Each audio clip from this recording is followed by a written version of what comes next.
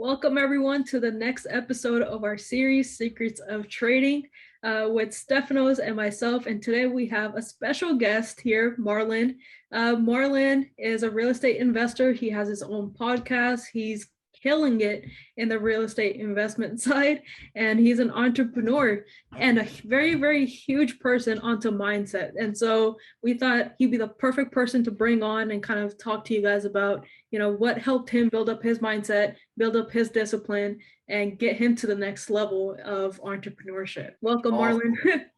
Yeah, thank you for having me. I'm appreciative of this. I'm super excited.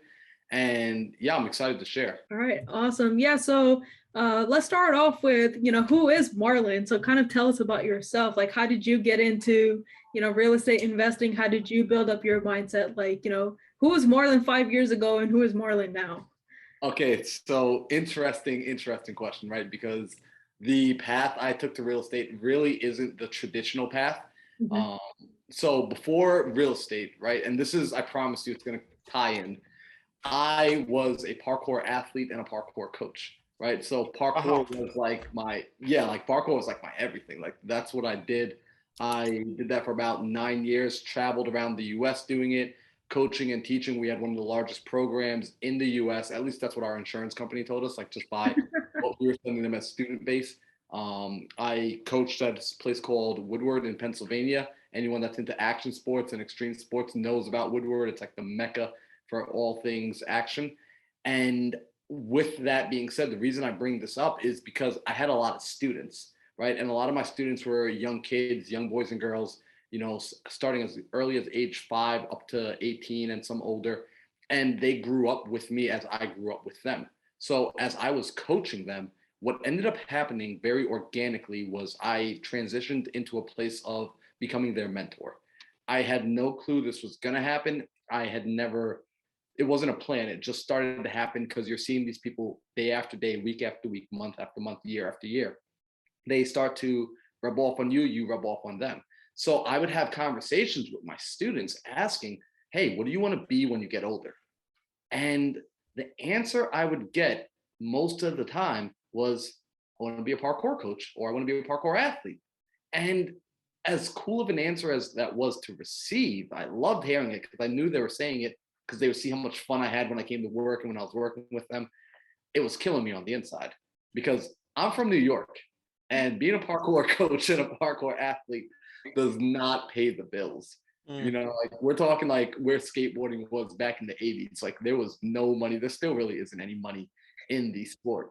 So it got me to a place where I had to discover something different because I said, if these kids are following me, I need to lead them somewhere worth going because I know they're going to get older and they're going to run into the thoughts and the challenges that I was beginning to face, which was I'm now starting to think about one day I want a family. One day I want to own a home. One day I want to be able to travel the world, and that stuff costs money. So if I'm going to have them follow me, let me lead them somewhere worth going. So it started me searching for, I need a new career path where I can earn a boatload of money. And also at the same time, I need to be able to fulfill that part of me that gives back, that enjoys giving, that enjoys progression, that enjoys teaching. And in that search, I came across real estate. I was one of those people that showed up to a ballroom in the back of like a Marriott, and some guy sold me on the magic of real estate. And, he presented me with this industry where I could create win-win solutions. I can solve people's problems and make a lot of money at the same time. And I drank that Kool-Aid, and that was about 2 years ago now. And I'm enjoying it since. That's awesome, man. There's like so much hustle in between all of that, right? Being a parkour and then that transition going into real estate, like, who would have thought? That's awesome. And then pretty much, obviously you're into parkour, you're into like fitness, you're into like, working out and all this stuff.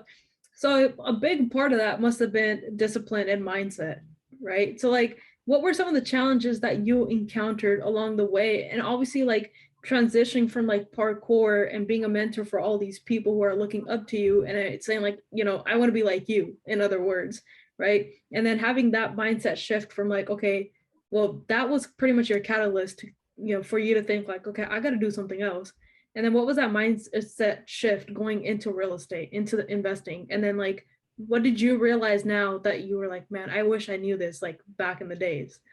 Great question. So there's a lot of correlation, right? Especially from the way I treated my parkour, right? Mhm. So for some people, parkour was very much just a movement discipline, a way to jump around and do flips. And I enjoyed that. However, I also very deeply enjoyed the philosophy behind it. And I would teach that to my students, which was you wanted to become strong to become useful, Mhm. right? So there was a purpose behind the training. And a big part of that included this mentality, this mindset of learning how to perform even when you're afraid, learning how to perform even when things are a challenge. I always say this to people. I've never started off naturally talented at anything. There's nothing, I haven't discovered it yet. I have not discovered my natural talent that I'm just like, You don't dang, think you have like a gift, something that like you just naturally kind of excelled at, and other things like it took you a long time to really work at it? I'm still working on finding it. I'm starting to Wow. believe it might be communicating with people I and was just gonna say talking. communicating seems pretty strong for you. I'm starting to tap into that now, but I grew up very introverted. I grew up very quiet. The first 18 years of my life, I barely said a word. So I didn't discover I liked talking to people until I was about like 19 or 20. So with that being said, right, parkour was this opportunity to constantly face challenge, to constantly overcome obstacles. And that was one of my favorite things that I loved about it, that it was an opportunity to go and face your fears every single day. Mhm. So when I transitioned into real estate, I took that same mindset. In fact, the very first year, I would say to people, this is my new parkour. Like real estate is literally my new parkour. Like I'm Mhm. not good at it yet. I don't understand what I'm doing. I'm just kind of fumbling around. I'm finding people that are better than me, and I'm just kind of trying to copy their movement, their plays, what they're doing. And I'm just learning on the go. And I'm okay with looking like an idiot because I mean, that's what parkour was in the very beginning Yeah. as well. Like on the curb, looking like an idiot.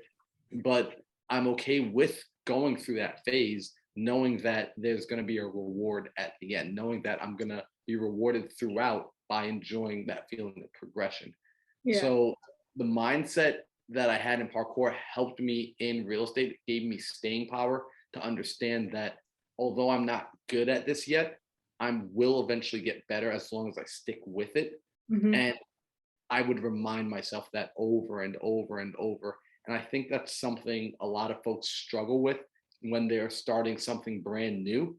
It's they're coming from something that they've already gotten somewhat good at, or maybe they're great at it, whatever the case is, but they found a level of comfort there. Yeah. They forgot about what it felt like to struggle in the very beginning. That thing that they're amazing at today, if they really think back to where they started, you'll realize that when you started, you probably weren't that good. Yeah. But for whatever reason, you kept going, whether you enjoyed it, whether someone forced you, whether you utilized discipline and willpower, whatever happened, you kept going and you eventually arrived at the place where now you're able to say it's enjoyable because you've obtained a skill set with it and you Mhm. can enjoy the progress and the process. So I used that memory because it was so close to me in real estate to just keep forging ahead until I eventually got my first deal and I was like, whoa, this stuff works.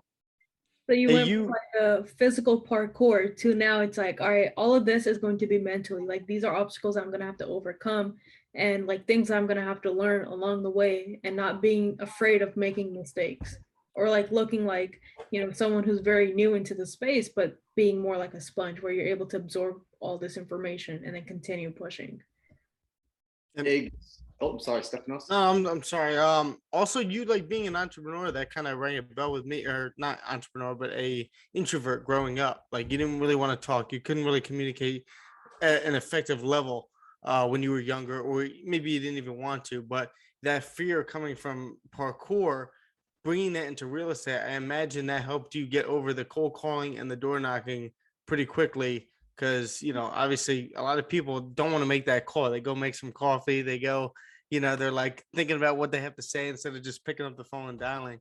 we're just knocking on that door. You know, people get that fear going. I'm sure a lot of people watching this are going through that right now, and maybe you could touch on that. Yeah, no, I mean you hit the nail right on the head, right? So check this out, right? And there's such a big correlation in my life between parkour and real estate, so that's why I'm going to keep referencing it. In parkour, one of my favorite things to do was descents, right? So this is when you see people scaling down the side of buildings or coming down from high structure. And I loved coming down on the outside of parking lot structures. So like when you go to the mall and you see those 3, 4, 5 story high parking lots, I loved scaling down on the outside of that. And the reason I enjoyed it so much was it wasn't a physically difficult thing. It wasn't very hard to do, Mm-hmm. right? You know, if you're able to go from level 2 to level 1, you can go from level 5 to level 4, right? It didn't matter that there was a 5 story drop behind you. It was the same motion. It was the same thing that needed to be done. The only thing that changed was mentally, you were now aware of a potential danger in your mind, right? So it was all in your head. And I loved that when I would do it, I had the opportunity to face it very, very viscerally. Like my body would feel it, and I had the moment where I can take my mind and I can focus and I can say, go. I can give myself a command in that moment. And that was the same thing I experienced with cold calling, with talking to sellers, that same apprehension, that same feeling of there's danger here. It's a very simple thing to pick up the phone and to dial a number and to call somebody and to ask them questions. However, we start freaking out, we start getting scared, we start thinking of all the things that can go wrong. But if you just take a breath and go, it's done with before you can even blink. Mhm. And as you go through it, you realize it didn't kill you. Like it hasn't actually killed you yet. Like if you think about it, you have a perfect record. If you're listening to us right now, you have a perfect track record of being alive. Everything that you thought was going to kill you up until this point has failed. You've won every single time. And I can say that with confidence because anyone that's lost isn't here to like fight you on it. So that was something that I took from the parkour, that same ability to have the thing that's scaring you, have it right in front of you, and to be able to just mentally command yourself to go through it, to push through it. And if need be, start with a baby step. Mm-hmm. Right? Because when I started scaling down the tops of buildings, I didn't go out there on day one and try and scale down the top. I went and I started with something that was manageable, something Mm-hmm. that I can work my way up. I started on the second story and came down, right? I started with cold calling. I literally, no joke, I started cold calling in states where I never planned on doing business because I was like, well, if I screw up, like, Yeah, who's going to remember me? Like the random, practice. right, practice. So that was really big. And, you know, it was the same mentality from parkour transferring into the real estate. And it's made a world of difference. It truly has. I could definitely relate with that too, coming from like college sports too, because I played football in college, and coming from that, and obviously not going to the top level of the NFL, but like taking the mindset of being a collegiate athlete and coming into the trading game or entrepreneurship game as a whole, you take that mindset. Obviously, it's not as much of a physical demand on your body, but it's you know, it's all your mindset, and that's all trading really is. I know real estate really is. It's also skill with numbers, Mm-hmm. you know, risk management, same thing with trading as well, having a plan, all that stuff. But everything correlates. Yeah, and I think it's also like you said, it's not so much of body when you're trading, right? You don't have to be like, physically all buffed up and all that stuff, but you physically working out and you physically like, making that phone call or whatever it is, like that physical movement also really helps with your entire like mentality and your mindset and all that stuff. If you're working out, I'm gonna use your example, for example, Marlon, doing parkour and all of that, you're physically overcoming hurdles, right? And then obviously bringing that over to like real estate where you're mentally doing that. What I like to do is I legit have a hill right in front of my house, right? And there's like a park right there. So I go up the hill. It's very steep, right? But I physically go up the hill because like for me, it's well, if I can physically overcome this, then along the way it's just mental barriers, right? You go up a very steep hill, you're like tired, you're like, might like, knees hurt, this and that, whatever. But it's like, if I can overcome this, and I can overcome like that mentality or that mindset that's stopping me or telling me like, turn around, like, your body hurts, just go back down the hill and then go home, right? And when you're working out, you're pretty much doing the same exact thing, where you're forcing yourself to hit a new PR, to go, jump, like you're saying, scaling down buildings, that type of stuff. If you're in trading, same exact thing, where there's like something that you mentioned about execution, like give yourself that command of like, go. There's so many people who just hold back, right? They'll like mark off stuff on the chart and everything, but they don't give themselves a command of go and actually execute a trade. And then they can kick themselves and they're like, yeah, I just missed out on this entire trade. Or like, I wish I had done that. They're looking for that one more confirmation. I know a lot of you guys watching this right now, you know exactly what I'm talking about, where you have every single confirmation in your trading plan that you know that if you execute, you have a high probability of winning that trade. But you're looking for that one more confirmation and you're never going to get it. You just need to execute. If it's everything that you're looking at, same thing with real estate. You're looking at a deal and all the numbers line up. You just don't want to execute because you got a bad feeling about it. Just do it. I mean, real estate might be a little different because if you do have a bad feeling, if it's people that you're dealing with that you don't really want to deal with, maybe you shouldn't get into that deal. That might be a little different, but you guys know what I mean when it comes to trading. So here we go. I'm happy you said that, because this is something that I actually used to teach a seminar on this, right? No joke. It's that feeling, right? That bad feeling. So what I found, because I got to see it a lot in parkour and I got to see it a lot in my own training, is that feeling that we get is sometimes mistranslated, right? Sometimes you get a feeling in your gut, right? Because here's the truth. When you are starting to get nervous and you're starting to get scared and you're afraid, what happens? Your heart rate elevates, your pupils dilate, you start to get the butterflies in the stomach, you start to get sweaty palms, right? All of this is telling you you're afraid. So you get a biological response, right? That tells you you're afraid. Now, what about when you are about to go, and when you're afraid, right? The reason you're afraid is you're afraid of like danger, death, right? If a tiger is about to jump out and eat you, those things are going to happen. You're going to have a biochemical response that's going to trigger all these different things with your body. Now, what about when you are about to ride a roller coaster? Well, what happens? Heart rate elevates, pupils dilate, palms start sweating, right? It's the same physiological response that occurs when you're afraid that the tiger is going to kill you. But in this case, you know you're not going to die. You know that no harm is actually going to come to you on that roller coaster.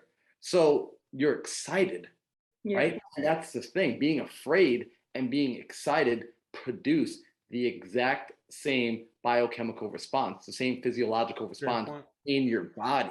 What you've got to get good at doing is quieting down enough to listen and figure out which one's which.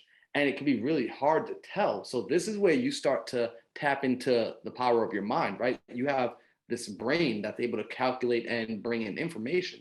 So when I was training parkour, when I would get these feelings that would feel identical, how did I know whether or not I was afraid versus excited? Because when I was afraid, that told me something. That was a very clear signal that what I'm doing is dangerous. Don't do it. Very clear signal, right? About to jump off the third story of the building. I'm afraid. That's dangerous. How did I know that was a fear and not excitement? Because I would ask myself a couple of questions. Have I prepared for this, right? If the answer was no, then it was like, okay, maybe I'm afraid, but let's ask a few more questions. Have I done something like this before? No. Okay.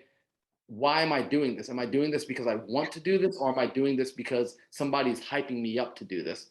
Someone's hyping me up to do this, right? So these are all triggers. These are all cues that, okay, I'm afraid. So my body is telling me you're not ready for this. Don't do this. This is dangerous. But if I ask those same questions, have I prepared for this? Yes, right? Like I've been training, I've been watching Stefanos, I've been watching VJ, they've been teaching me how to trade, right? Have I done something like this before? Well, yeah, I've done paper trading. Like I've, executed with paper money, with fake money. So yeah. And why am I doing this? Well, I want to get the results. I want to win. I want to succeed. Okay, great. I'm excited, right? The thing is, the reason they feel so much the same is your mind is literally trying to predict the future. It's trying to say, okay, if you do this, what's going to happen? The problem is the brain is just a computer, right? So it's looking for a file that doesn't yet exist. So it's getting an error message. It's seeing a black screen. When you see that black screen, your brain's like, oh, well, cool. That means you're dead. Don't do it. The black screen is death, right? It's the error message. So you're excited because you're going to do something that hasn't been done yet, and you're going to add a new file to the system. So to Stefano's point, yeah, take the action, do it. If you can answer that you've prepared, you've done something like this before, you want to do it for yourself, then you're ready to take that action. And you're going to gain a new experience and a new file that's going to help you move forward. Because it's the same thing in real estate. I get those same feelings when I'm looking at a deal and I'm trying to figure out, all right, do I put this under contract or not? Like, is this going to work out? Should I go raise the private money for this? And like, and I just ask myself those same questions I used to ask myself before flipping off a building. Like, am I ready to flip off of this? So it's the same thing there. Sounds familiar, doesn't it, Sharma? I think you killed it with that. I mean, those are the same exact questions that, anybody should be asking themselves, right? And this is where like your trading plan comes in. This is where your back testing comes in. This is where that paper trading, everything that we've talked about comes in. Like, have you prepared for this? Yes, I have.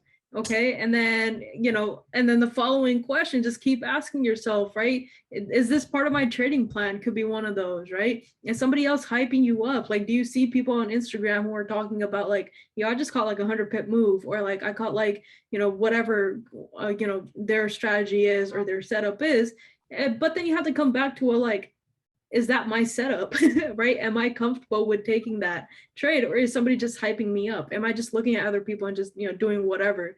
Asking yourself those questions and then going in prepared in those trades. But I think you killed it with your answer with that. Great analogy, great everything. Yeah. A little off subject. Every time I watch parkour guys, I'm like, dude, your knees. Like how do you do that? Like I feel like my knees would just like buckle and collapse. And not only that, but like over a longer period of time, take a beating. Playing football, I know a little bit about that. So it's I couldn't imagine jumping 3 stories onto concrete, Dude, you're spot on. And I mean, it's like everything else, right? It will take a toll on you if you don't properly do everything that's needed, right? So one of the things I like to say now, and I know this from like screwing up in my own world, screwing up in my own life. If you actually want something, if you really, really want something, you want it bad enough to do all that's required to have it, including the preparation, including the maintenance, including all that other stuff, right? Sometimes we say we want something. It's like, I want the car, right? I want the fast car. And what I'm saying is, all I'm really saying is I really just want to drive the fast car, but I don't want to take care of it. I don't want to have it for a long time. So I drive it, beat it down. But I'm not willing to go and give it an oil change. I'm not willing to go and take it to the shop that it's required to go to and pay the money to get the work done on it. So if I really want it, right? Exactly, right? We're ignoring the signs. We're ignoring all the additional things that need to be done. So with parkour, I mean, it was the same thing. It's like, and this is one of those things where if I could go back, I would enforce this more on myself, which was, taking better care of my body. So thankfully I did take pretty good, decent care of my body. I can still jump around. I can still flip and do all that good stuff. Awesome. At the same time, I didn't take the best care of my body.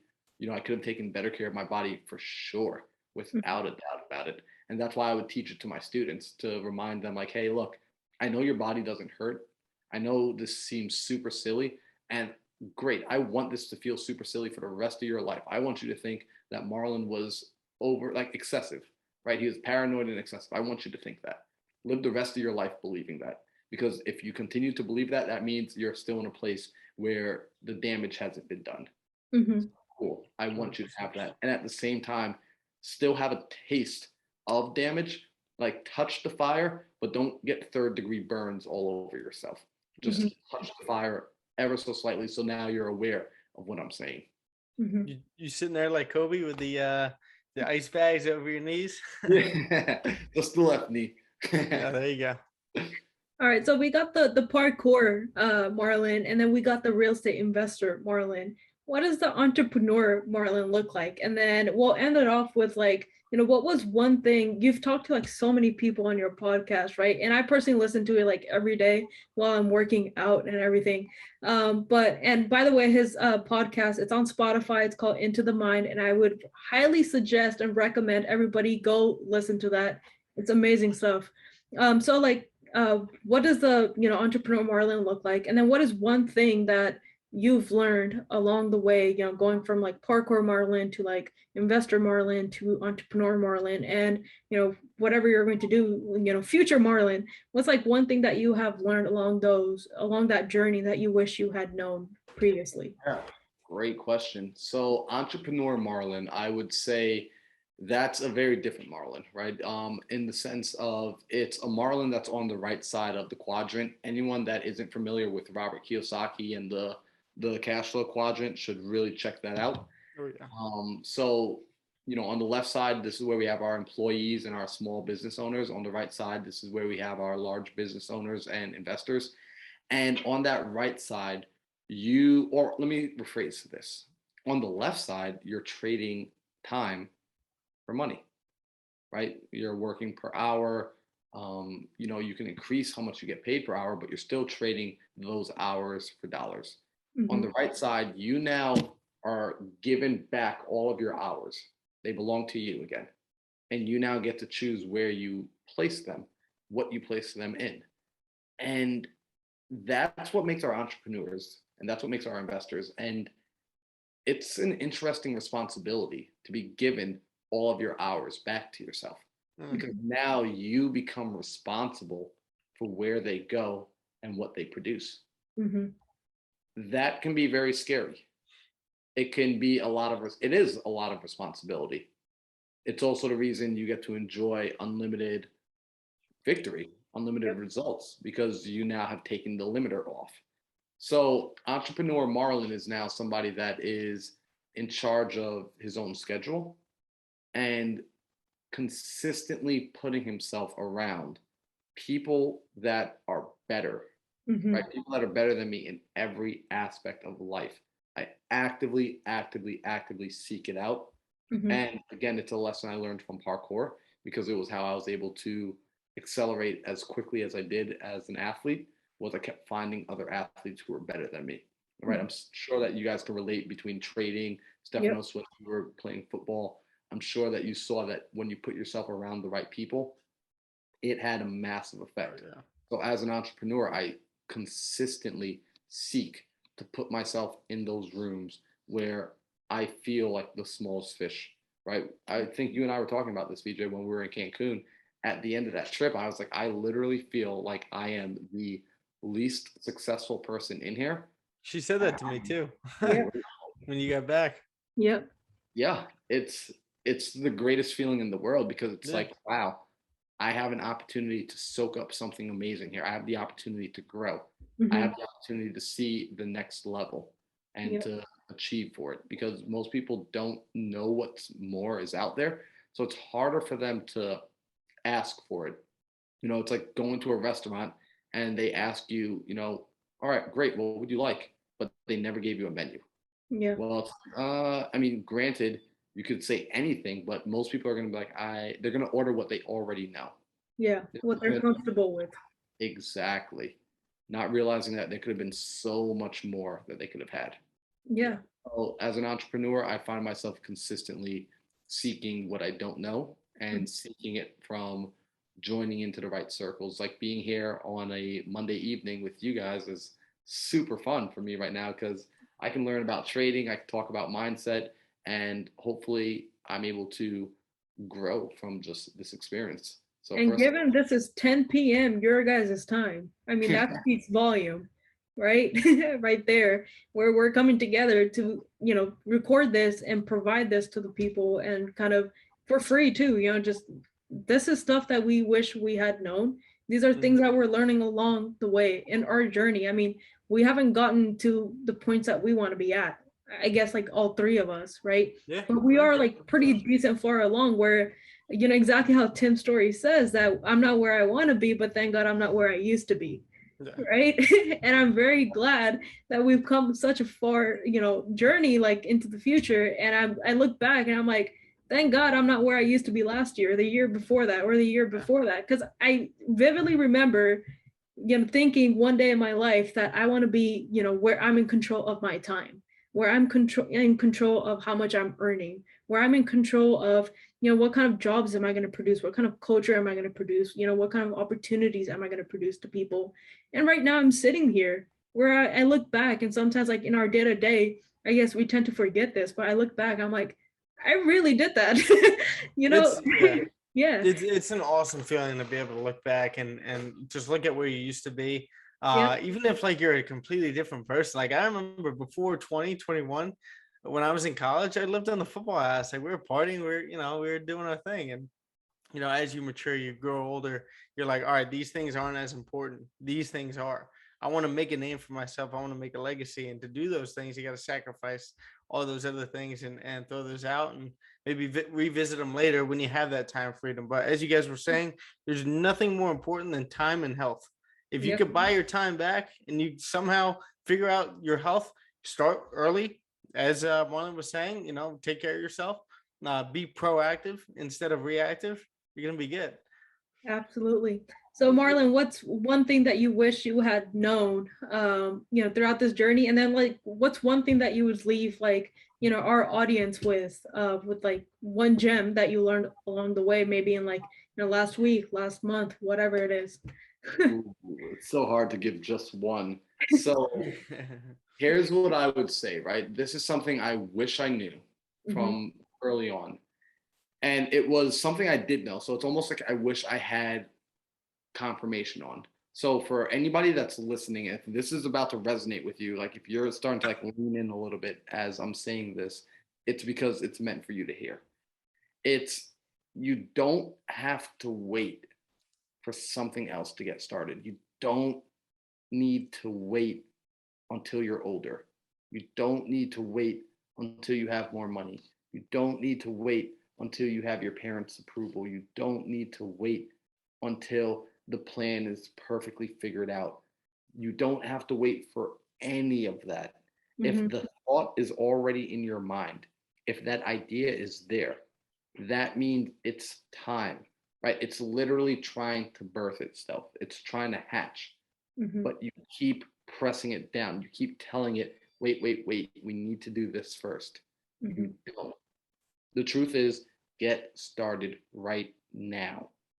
Because what you're going to realize later when you get started at whatever point you think is going to be the perfect starting point, whenever that point is, you're going to have this aha moment of like, oh my gosh, I could have been doing this from 10 years ago. I could have literally have started this when I was 7. I could have started whatever. I don't care what it is. It can literally be anything. Get started right now and be okay knowing that it will suck. It's supposed to suck in the very beginning. That's the part of the process, right? So you want it to suck. You want it to suck. It's going to make a cooler story. Oh, How yeah. boring would the story be if like, oh yeah, you just started and the first day everything just worked out, every trade you ever made just immediately. How boring would that Yeah, be? you take everything for granted. Yeah, there'd be no joy in it. Everyone would be doing it. All your boys would be doing it, Right. But because you have to work through it, that's where this pleasure is. So if I could tell everyone something that I wish I realized was get started earlier. It's going to be game changing because miracles take time, right? So give yourself as much of a runway as possible by starting soon. Something I'd want to leave people with is this, and this was something that like I look back on, and one of the biggest takeaways from me for this year was the campfire effect. So the campfire effect is something that my buddy Cody Barton taught me about. Cody came from, and I promise this won't be a long story, guys. I know Stephanos has got to get to bed, so do I. We're good. Yeah, we got to be up early, right? Yeah. So Cody Barton taught me about this when I was hanging out in Arizona about a month ago. And for people that don't know, Cody is, I believe, about 27 now, and he officially hit the point of being a multimillionaire. Great guy, works his butt off. He's been working on entrepreneurship and investments and real estate for over a decade now. So this was not an overnight success by any means or any stretch of the imagination. However, when he was about 17 or 18, he got into MLM, multi-level marketing, right? And when he joined up with these guys, he wanted to hit it big. During that time, he was still focused on the fancy cars and the clothes and all that kind of stuff. And he would show up to the meetings and he would ask the guys, like, hey, what do I need to do? And just like any good mentors, they would show him, like, hey, this is what you need to do. And they said something to him. They said, listen, a lot of the people you're looking at aren't going to make it. And he's asked, why is that? So, well, here's what happens.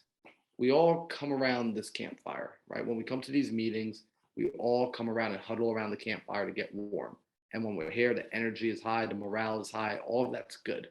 And then people take their fire, right? They take from the campfire and they go out into the woods, right?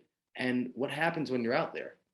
You eventually start to cool down, right? You start to lose the warmth that you built from the fire. And if you don't eventually find a new home for this fire, the fire goes out.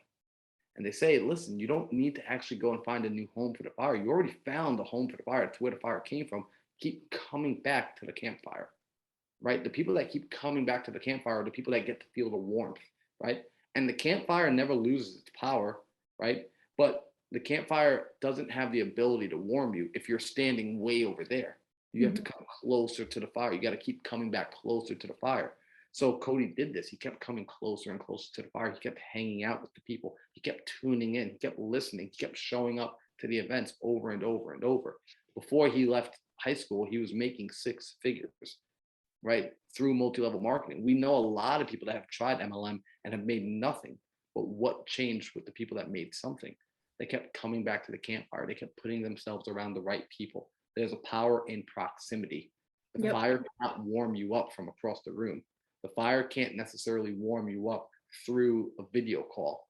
At some point, you do need to get up and go to the fire, right? The video calls, the phone calls, the text messages can help fan the flames a little bit longer so they don't burn out. But at some point, you do need to plug back into the campfire. And that was one of the biggest takeaways I've had all year. This is why I'm actually moving out to Arizona come the end of the month in the next 15 20 days. It's to be closer to my campfire. I think that's crazy because one of my favorite episodes from your podcast is actually with Cody. So he talks about all of this stuff where he started out with the MLM and he was making so much money. He was getting designer clothes, all this stuff that a young person would think this is what makes me successful, right? This is what kind of shows people that, I have money, I'm something. And then he lost everything. And then his real journey started then because he knew already in his mind when he lost all of that I'm going to make it back, right? A lot of people that lose everything and they're like, man, what did I just do? And they sit in that little setback, right? They don't think about okay, how do I make that comeback, right? How do I, pretty much come back from this and do it all over again, but the right way. And, if there's one episode from Marlon's podcast, I would highly suggest go back and listen to that one. It's about 40 minutes, right? 30 to 40 minutes. I think 45 minutes, something like that with Cody. Yeah, definitely check that one out tomorrow. Yeah, definitely check that one out because that one, I'm pretty sure that's going to resonate with a lot of people, whether, for Cody, it was making those 6 figures as he graduated high school, right? Having those designer clothes, which he says that he still has, right? And losing everything. And then from there, coming back and already in his mind, he was like, I'm already a winner. I already know I'm going to make this. Right. And so that's the mindset that everyone should be having, even if it's a most minor convenience. A lot of people, they just think the world's over. It's really not. It comes back to your mind. But thank you so much for your time, Marlon. We really appreciate it. And thank you for dropping all those gems. So go check them out, everybody, on Instagram. It's Mindset Marlon. And then on Spotify, Into the Mind by Marlon Johnson. It's a pleasure meeting you, brother. Pleasure meeting you. Guys, thank you so much. I seriously appreciate you having me on the show. And I think you guys have an awesome vibe here. Your audience is super lucky that you're doing this for them because it takes time to make these episodes, to get guests on, to make sure that they're good quality people. So I want to say I Thank you. I appreciate both of you for taking the time to do this. And if anyone needs help, feel free to reach out. I'm more than happy to answer any questions ever. Just shoot me a message, DM me on IG. You know, if you have a question, we could talk about it, or I'll just give you my phone number and we'll hop on a call. All right. Awesome. Awesome. Thank you, Appreciate it, Marlon. man.